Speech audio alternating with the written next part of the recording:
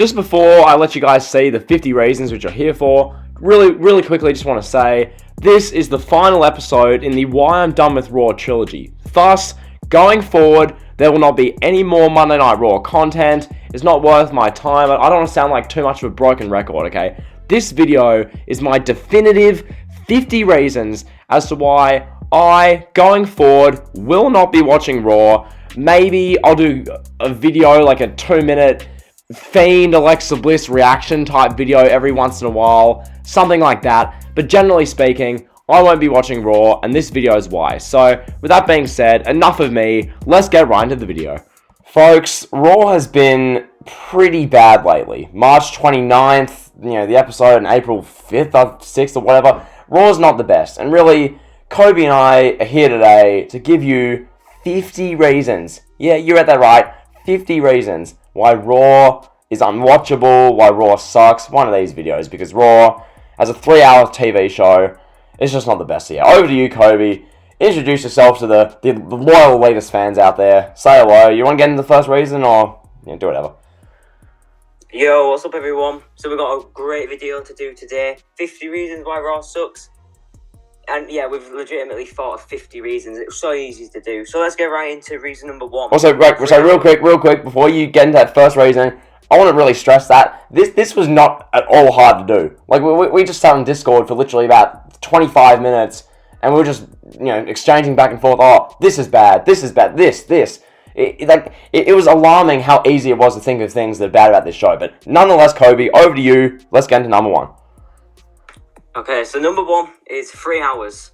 Like, legit, 3 hours, they stretch everything out. They drag on. We go to, for example, a promo, then that gets into a match. Then sometimes we go into another match with a tag team match. And it's 3 hours, it's too long. And, it doesn't feel as, epic as it used to. God, no. It's 3 hours is too long for, a great movie most of the time. Let alone a random filler wrestling / sports entertainment show in 2021. 3 hours is just a shame. So yeah, that's reason 1. I'll do reason 2, the roster. Now, the Raw roster, back at the draft, everyone's like, oh my god, Raw got the good end of the stick on the draft. Oh, Raw's going to be so good roster-wise. But it's Raw. You look at the roster, you go up and down and think, where's the main event superstars here? McIntyre's really good. Lashley is now being booked well. Sheamus has been having a career resurgence. Orton's good. Bray's good. And then what? What, Miz? In the bunny costume? Kobe, the roster's just, bruh. Yeah, it is. It's there's it doesn't feel like there's any difference between some of the wrestlers. You take some people Andrade, and then you bring him in. He can't really cut a promo. So let's just be honest. And then they do the same type of matches. There's no different analogy between the wrestlers. Yeah, they're all just guys who wrestle good matches. So yeah, and then as a result of that, we're gonna move into reason 3, ratings. Okay, as a result of the roster, the 3 hours, and the next 46 reasons after this, or 47 reasons, the ratings are just, my god, these ratings have gone from literally 8, 9, 10 million viewers 20 years ago, 4, 5 million viewers 6 years ago, and now if they get above 1.8 million viewers during WrestleMania season, that's a success apparently. If they get above 1.5 million in the middle of Battleground season, that's a success. Kobe, bruh. Legit, it's WrestleMania season, and last week's Raw got 1.7 in the ratings. That's WrestleMania of all times, they get low ratings, and last year they were getting 1.5s, and in the last 5 years it's tanked. The ratings have tanked all the way down.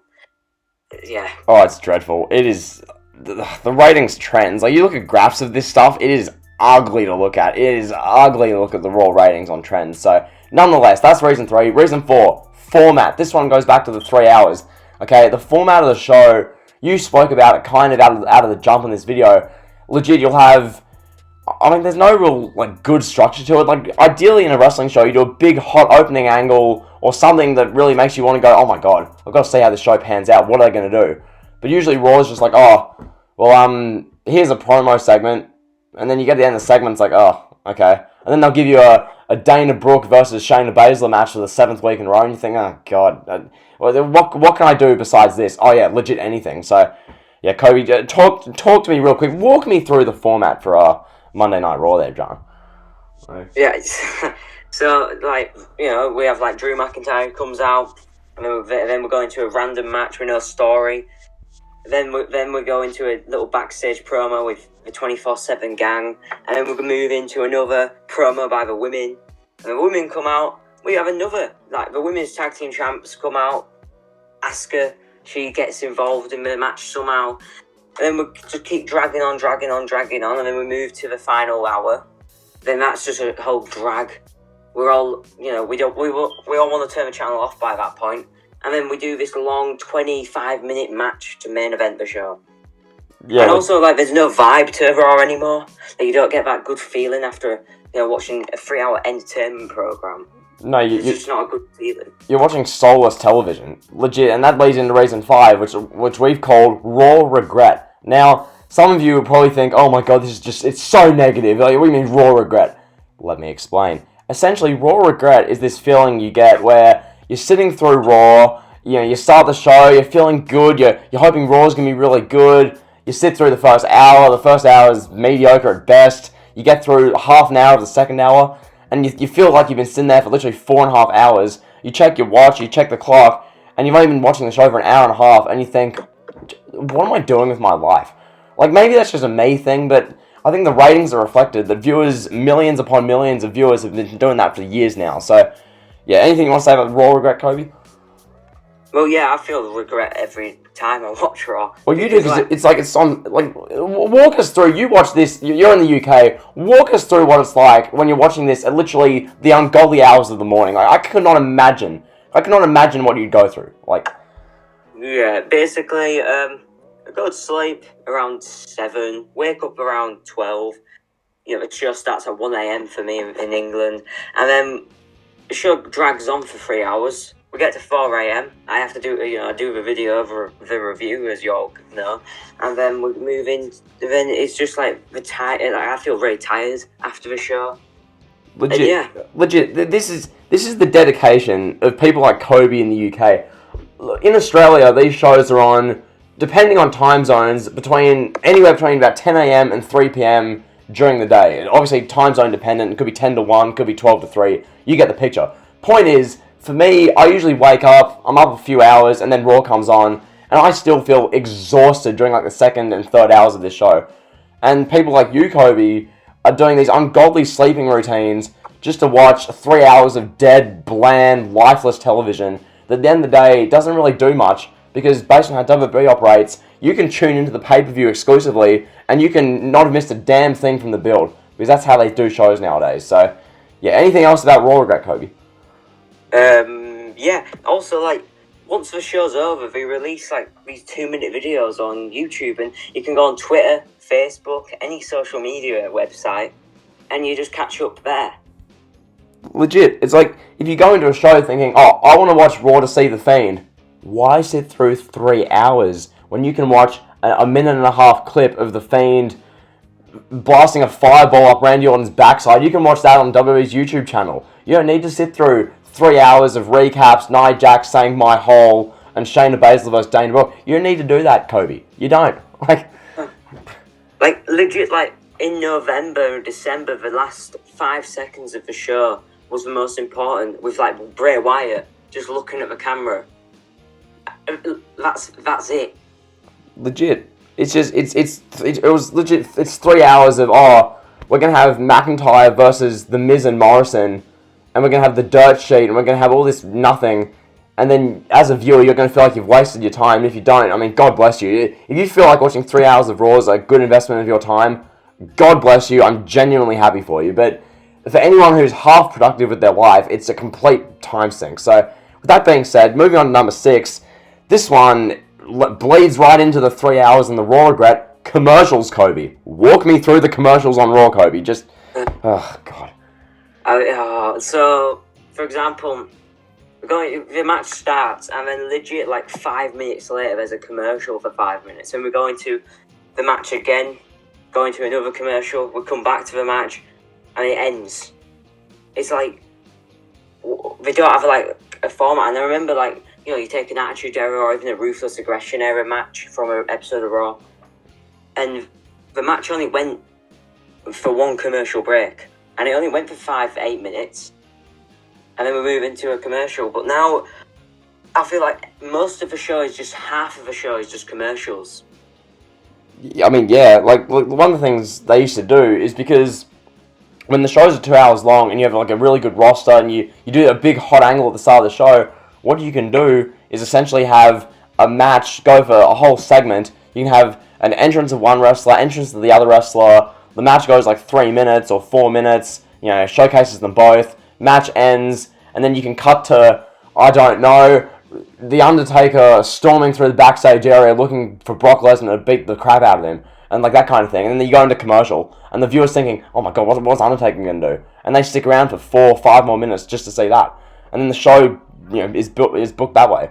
But with Raw nowadays, it's, we're going to put a 4-minute commercial in the middle of Shayna Baszler versus Dana Brooke.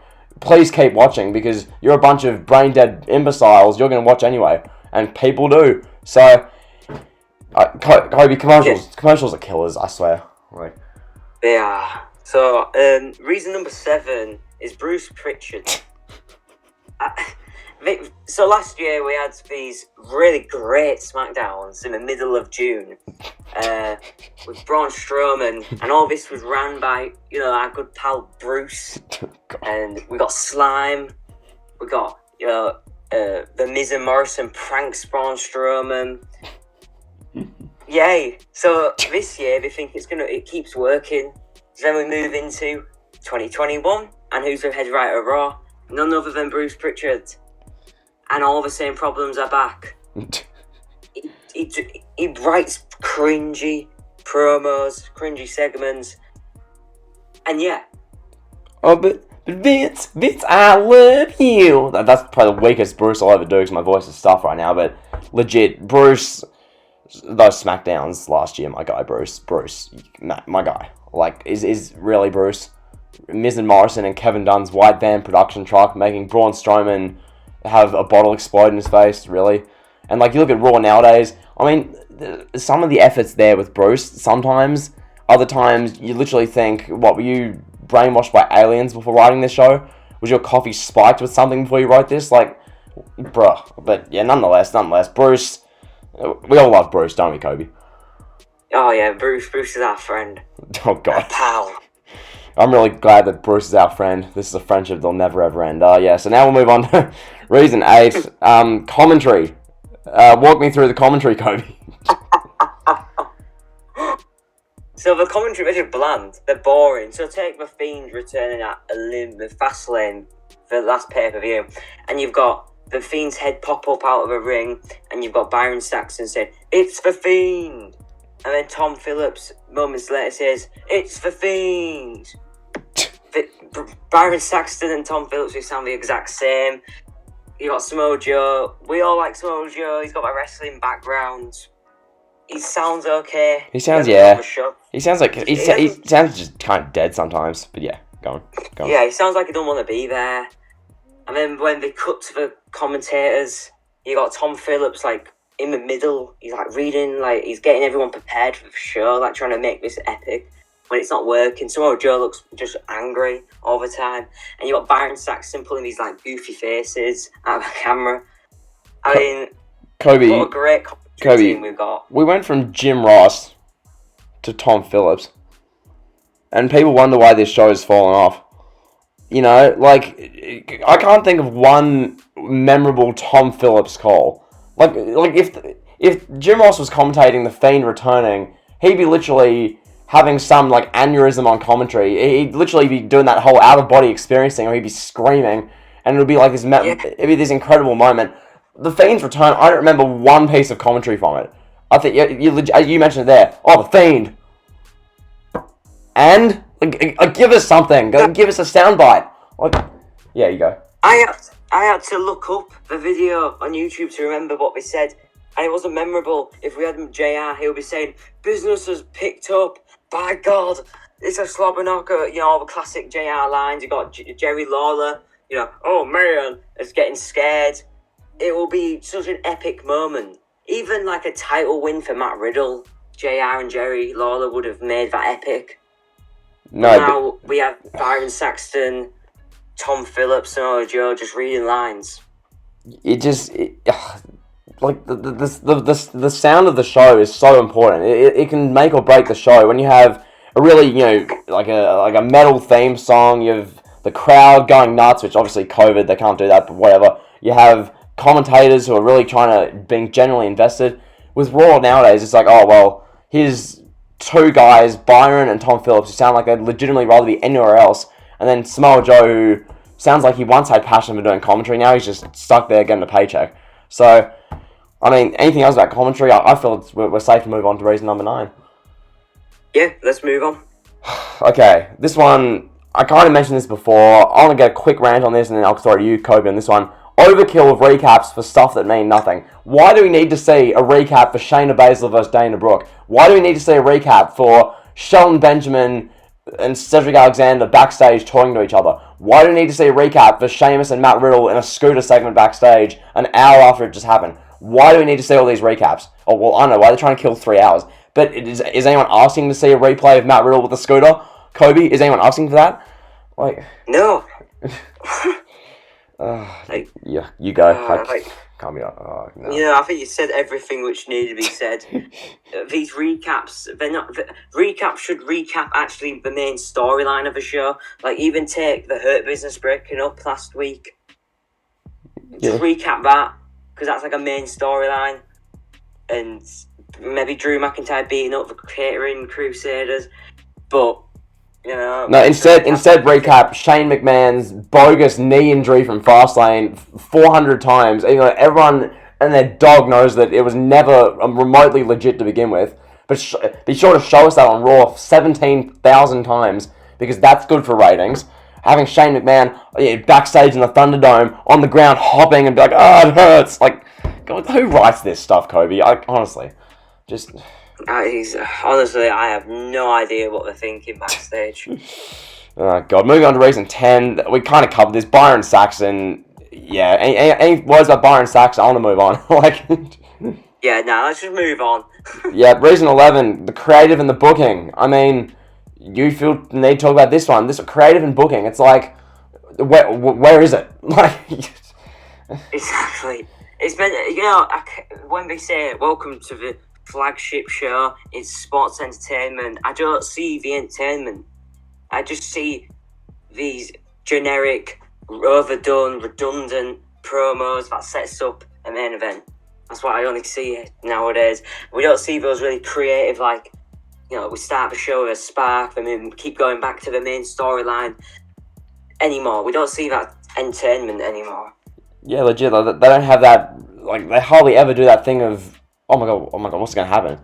Like, legit, they opened Raw for March 29th with the Hurt Business breaking up. Everyone just being like, what? And not like, oh my god, what? I want to watch Raw for the next 2 hours, 45 minutes and see where this goes. Like, a what is in, just I can't be bothered to watch this. So, yeah, creative and booking, just bruh. And then moving on to reason 12, no characters. I mean, character-wise, Drew McIntyre, he has a character. He's a Scottish psychopath gladiator. Good on him. Fiend, Alexa Bliss, they have characters. Randy Orton's character, I guess. And Matt Riddle's character is these high. And that's it. Like, exactly. Like, there's no characters. Even if a wrestler sucks, give him a character. At least they've got something. Take Heath Slater 10 years ago as a one-man band. He was a bad wrestler, but give him a character. Yeah. You can bring out maybe an entertaining 1 minute of a show.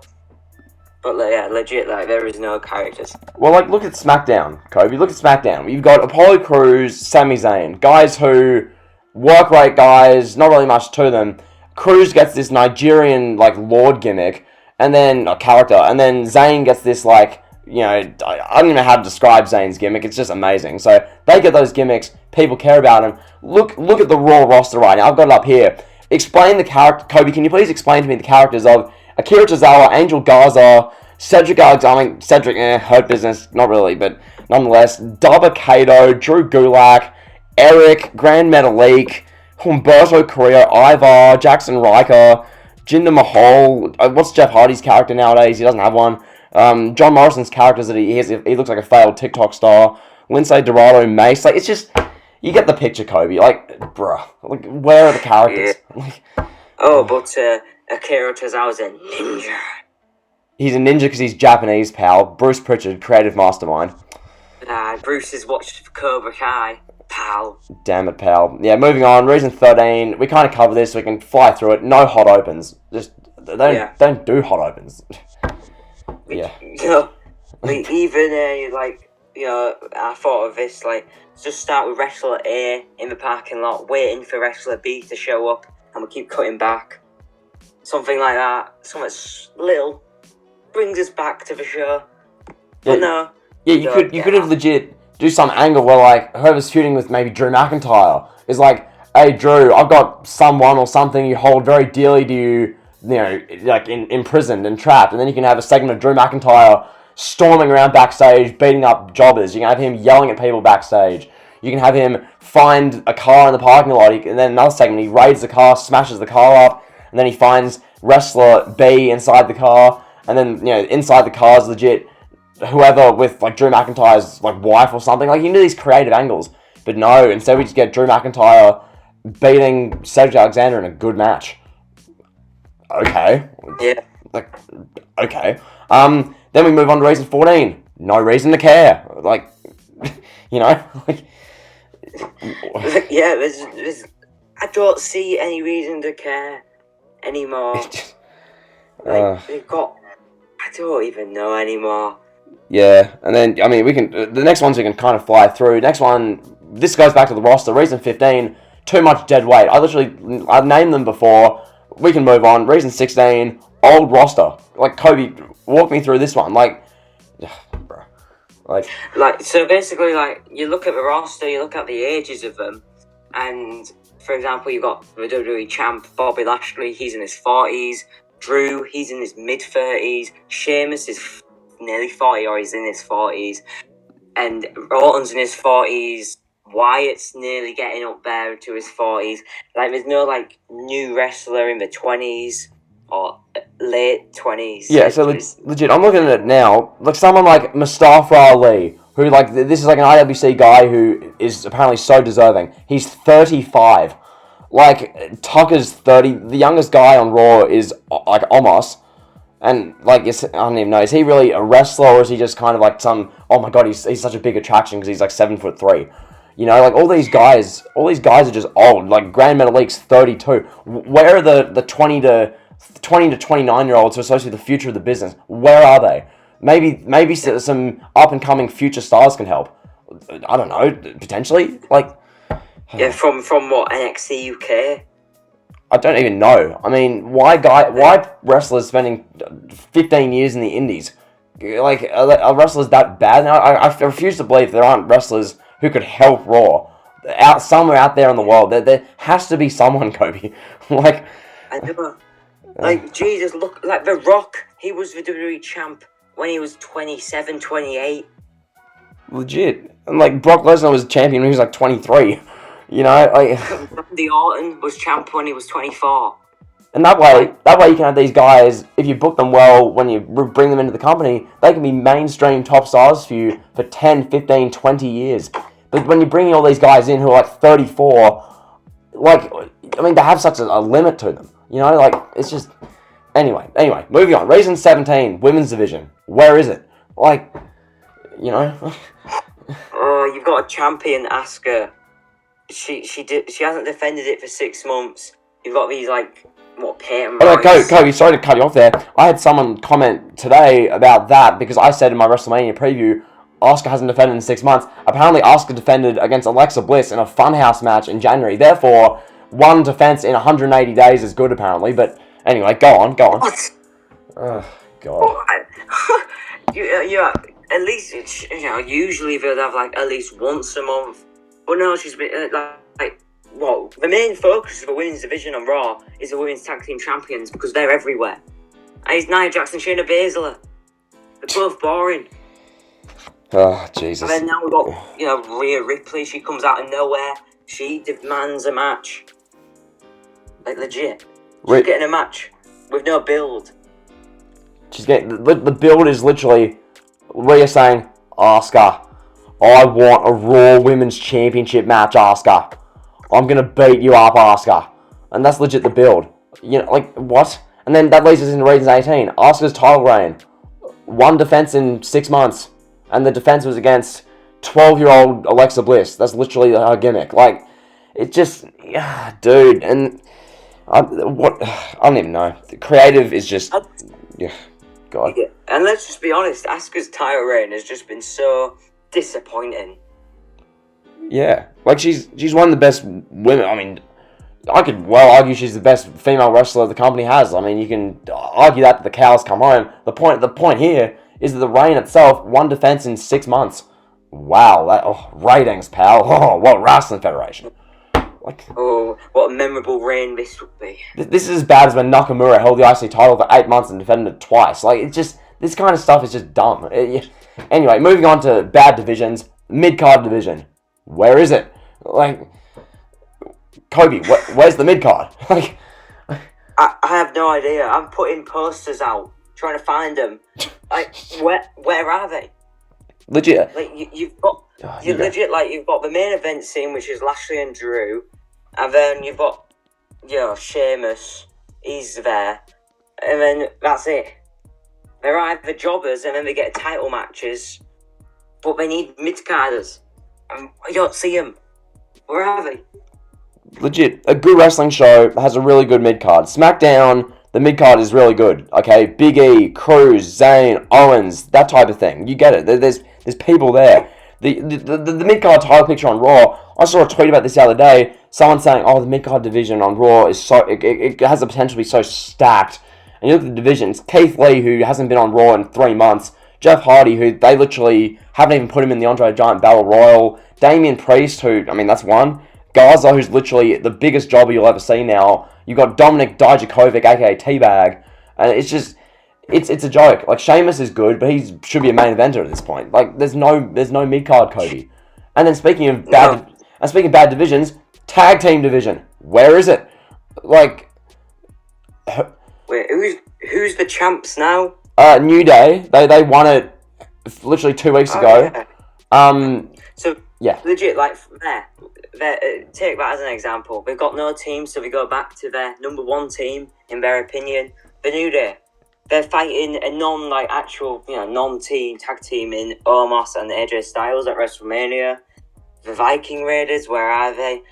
Hurt Business was the last champions. Then we've got the Lucha House Party somewhere. That's it. There's no division. That's 3-4 teams that. Yeah, they're not even built up. None of them's built up. It's just, bruh. And then, moving on to divisions, the 24/7 title, do we need to begin? It has its place on the show, I guess, but at the same time, does it anymore? I don't even, what do you think of that 24/7 title, real quick? 24/7 title, it's entertaining at some points, but when you have R-Truth's so entertaining, but I think he's the only champion that they've got, and everyone else are people like Humberto, Drew Gulak, again, it's just these jobbers running around for a minute. But Humberto Carrillo's Jack now, Kobe. He should be world champion. There's a thing called a promo. You could teach Cesaro how to cut one. He could be a main eventer, but you give him a microphone and he forgets how to speak. So, anyway, moving on, reason 22, women's tag titles. I don't want to really even address this. We shouldn't have to. They're the women's tag titles. Need we say more? Yeah. Reason 23. Women's tag teams. Kobe, talk to us about the women's tag teams.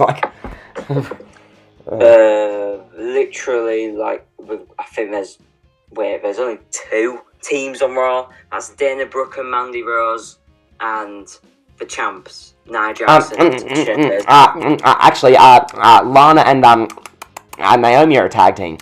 Kobe, you're wrong.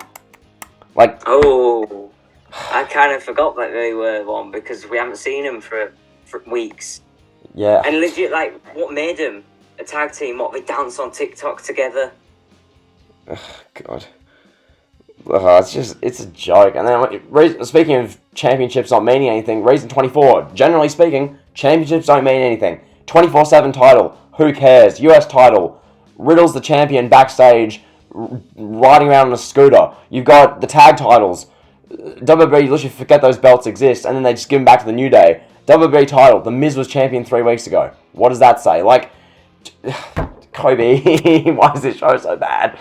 I don't know why it's so bad, but it just keeps getting bad, and these championships don't mean anything. I remember, like 5 years ago, 10 years ago, you had a championship match. It was, you were looking forward to it. But no, now we've got, like, what?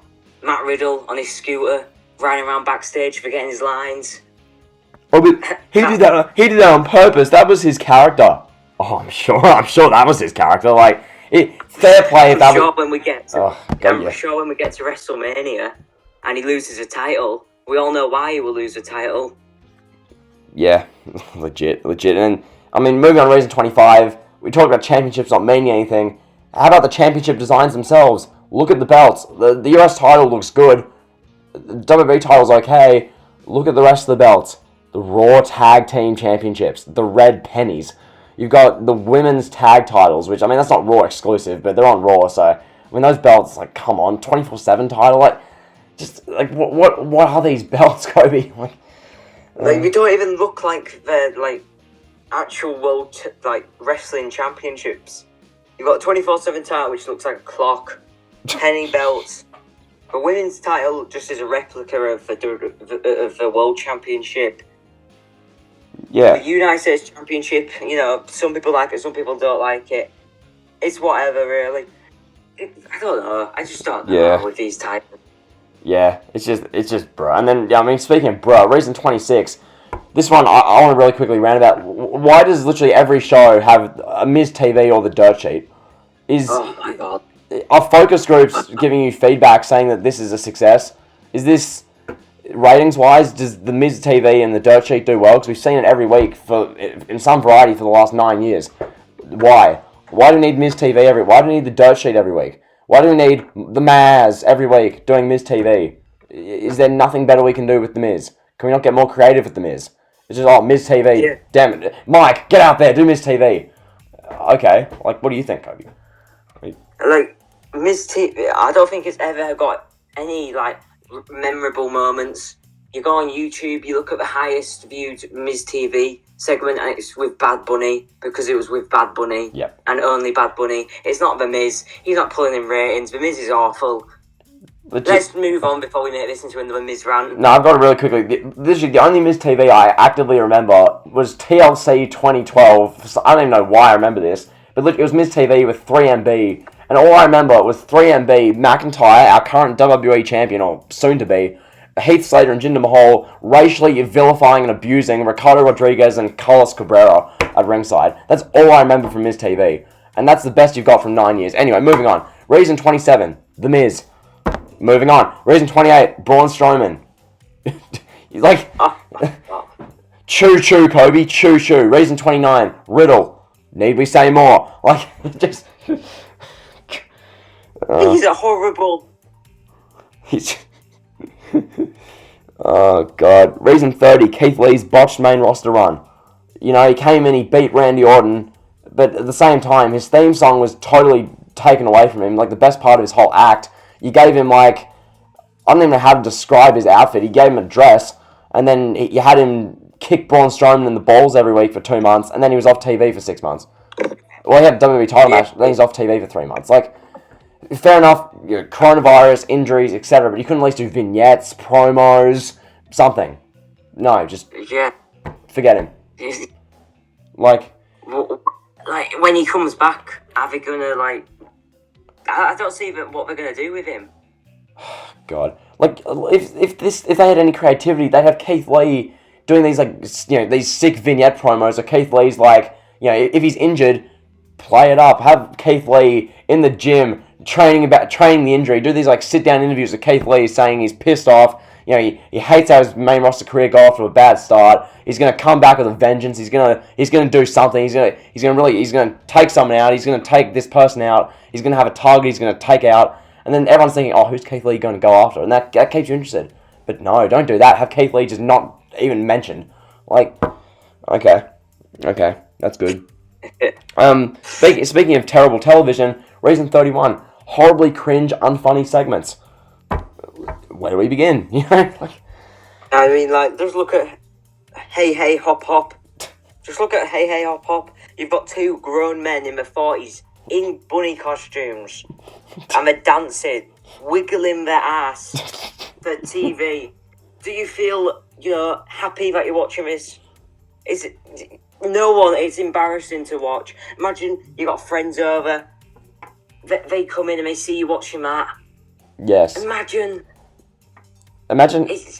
having self-respect and you have your friends come over. Because I know some people will be like, oh, I happily watch Hey Hey Hop Hop with my friends. Okay, great for you, my guy. But legit, it's like if I was watching this and anyone I knew came in and saw me watching this, they'd think, what in the hell are you watching? Why are you watching a show for 5-year-olds? You're a loser. Like, that's legit, like, what generally people would say about it. Like, that's one of so many things. The expose of Braun Strowman, the New Day Games night, Riddle being Riddle, like, slime, like, it's just, Kobe, come on. Oh, it's just cringe and embarrassing. So moving on to number 32. Yep. Is the set. Wow, what a set they have, Kobe.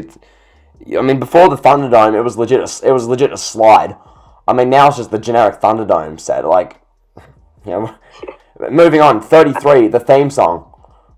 What is the theme song? Like, damn, we went over this like 2 days. What is it? Ago, legendary? Is it legendary? Is it? No, they changed it. Yeah. Oh, there's some like I can't remember. Oh no, I know the tune. Oh yeah. Good. I know the song.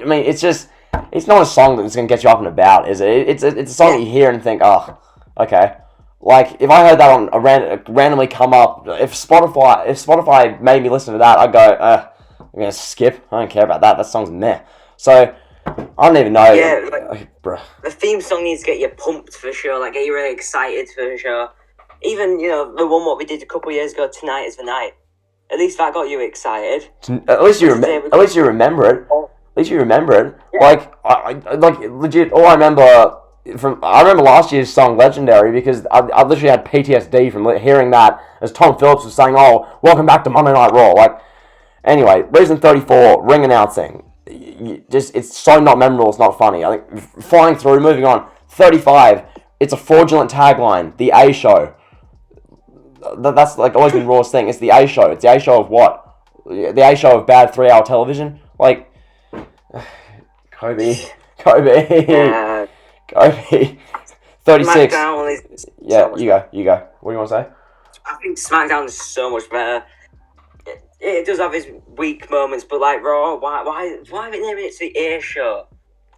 Jesus. What just a contradicting name for a TV show, nickname, whatever. Yep, legit. And these ones we're legit going to fly through the next 9, and these ones don't need explanations. 36. No. Retribution. Need we say more? 37. Breaking up the Hurt Business 2 weeks before WrestleMania for no reason. Need we say more? 38. Lack of big angles to close shows. This one, I want you to talk about, Kobe, because you stay up to 3 in the morning watching these shows, and they do nothing big to close a show. How's that make you feel? Oh, it just makes me feel like I've wasted 3 hours. They should end the show with a cliffhanger. That brings you to next week. But they don't. They end it all off, and then they expect you to come back with a brand new, fresh storyline. And nothing happens. Literally nothing happens. For the last 6 months, we've seen Alexa Bliss swinging on a swing to close the show. Legit, the last cliffhanger I can remember them doing was the last Raw of 2020, where they had literally Randy Orton set Alexa Bliss on fire, or so we thought. It was like a big cliffhanger. And then the next week they open the show with Charlotte Flair for 40 minutes or something. I don't even remember, but legit, yeah, they don't do cliffhangers. And people like you who stayed till 3 in the morning watching it, you're left feeling like you completely wasted your time, which is that's disgraceful. So that's 38. 39, King Corbin. Enough said. 40, anything that's fresh or exciting on Raw, like a new NXT call-up, a new hot angle, it gets killed within 3 weeks. This goes back to creative Kobe. Like, there's no continuity of keeping something really good. Drew McIntyre has tried his best in the past year and a half, but outside of him, even like The Fiend at times, like it's hard to keep consistency of something good for more than literally 2 to 3 weeks. Like, Lord. Yeah, even take Raw Underground, for example. Yes, I know a lot of Twitter hated that, but that was new, that was fresh. They killed it off in a month, 3 weeks, 4 weeks. They removed, the dancers. They removed a lot of things from it. I mean, it was interesting. It was something different. And I believe that the Hurt Business actually got built up through that because they came on episode 1, I think. Yeah. Just beat the crap out of everyone. Yeah, legit. Oh, yeah, they killed that. Legit. I mean, yeah, moving on. 41, Raw in 2018. Yeah, featuring Dean Ambrose taking needle injections up his rectum. You had, take your pick. You had Ambrose with the Bane mask, like AOPP, where Drake Maverick was pissing himself and pissing on Robert Roode's robe. You had Jinder Mahal against Roman Reigns as like a top storyline for like 2 months. It was just some of the straight up worst television you'll ever see. It was just the Nia Jax, Alexa Bliss bullying storyline. Like Kobe just, oh my god. Like I hated Raw in 2018. Like legit, it was that bad. I took a break of watching Raw. I took a break for like 6 months. I didn't watch it. Yeah. That's how bad it was. It was so bad. For 42, lack of logic, enough said. 43, Raw talk. It can be good, but it's legit. Talking smack as Paul Heyman. He usually gets a funny clip every week. Raw talk. It's legit. Once every 4 weeks, one random catering squad member will do the I Deserve It promo, and that's legit it. Other than that, it's R-Truth, trying to make it entertaining, but even then, not even Truth, as great as he is, can really save this Kobe, so...